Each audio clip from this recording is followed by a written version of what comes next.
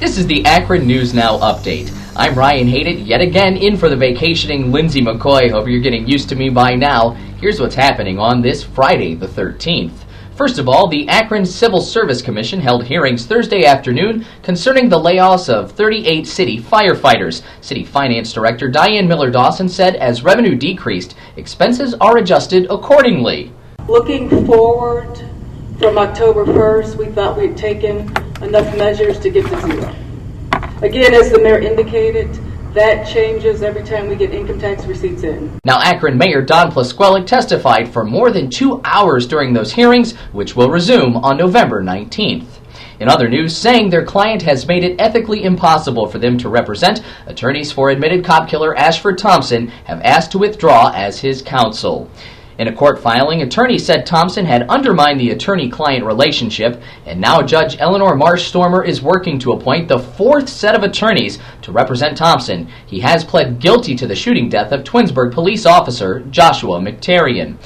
The trial of an accused triple murder suspect will remain in Stark County.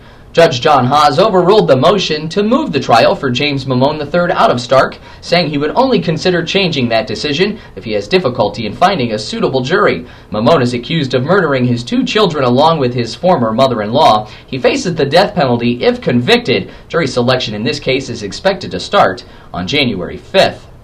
Goodyear says it's raising the price of tires sold in North America by 6%. Officials made that announcement yesterday, saying it's made to offset higher costs of raw materials. The company also saying that this is the first price hike that they've seen in more than a year. The new price will affect all of its consumer replacement tires, along with the company's dealers and distributors who buy their tires directly from Goodyear.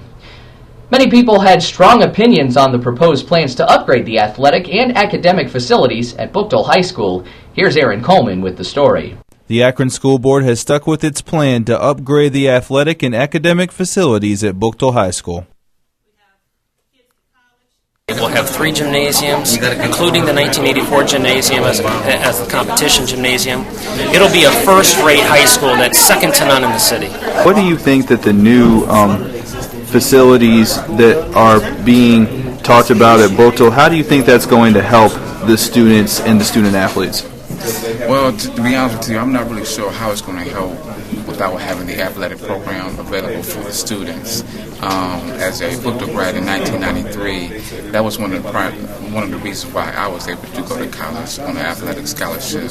So without that, it's going to be very slim for kids to make it through to college without having that foundation of athletics and academic at the same time. Akron resident and Buchtel graduate Kevin Smith says that the facilities upgrades were long overdue. Facilities need to be upgraded simply to keep with the competitive nature of the things that take place with our students, not just here locally, but nation and even worldwide. Hardy says that these upgrades are necessary to keep students in the Buchtel cluster and give them the tools for a quality education. Aaron Coleman, Akron News Now. Well, if you happen to have a news tip for us, you can send it our way at news@rcrg.net, like you see at the bottom of your monitor there, or you can send us a message on Facebook. But if Twitter's more your thing, you can follow us on there as well. And don't forget to actually check our official website, AkronNewsNow.com, for all the latest breaking news. Once again, in for the vacationing Lindsay McCoy, I'm Ryan Haidet.